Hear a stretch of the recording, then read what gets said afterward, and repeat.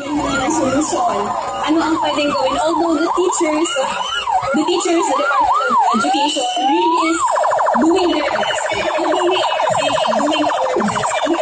Kaya natutunan, meron pa rin kulang. Nag-short kami as teachers, the department itself, nag-short pa rin. Kasi kung hindi kami nag-short, ay di sana, nandun na kami at least man lang sa middle. Kaya nandun pa rin sa pinakamababa. Although sabihin na natin na yung pre-test, mababa, may improvement din sa post-test, kaya nga lang, hindi pa rin siya yung something to be proud of. Kumbaga, hindi pa siya yung nakaka-proud na, although there is an improvement, but it's not too significant. Parang, so yun muna dapat ang una.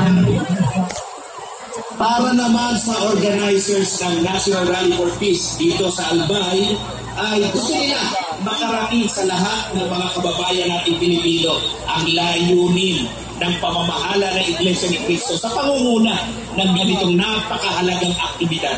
Narito ang ating panayam kay kapatid na Eric Saratan, ang chairman ng National Rally for Peace dito sa Albay.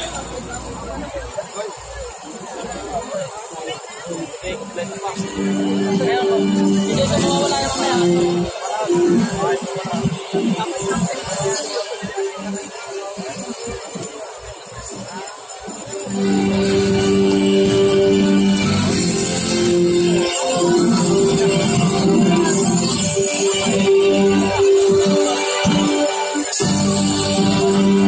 Nawala?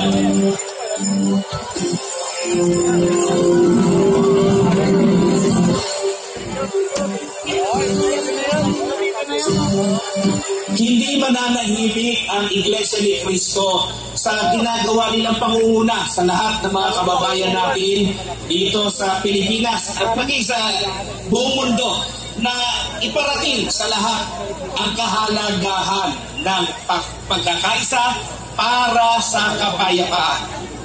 Mula po rito sa Sawagan Park, Legazpi City, Albay, ako po si kapatid na Albert de la Cruz Jr. para sa National Rally for Peace.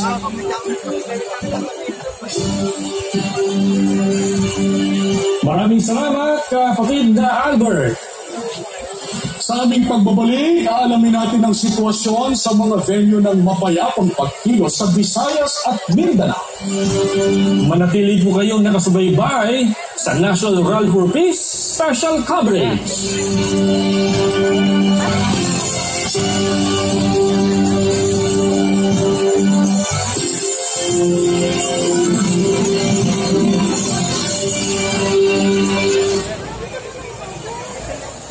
Taong bayan ay unahin at dapat magkaisa.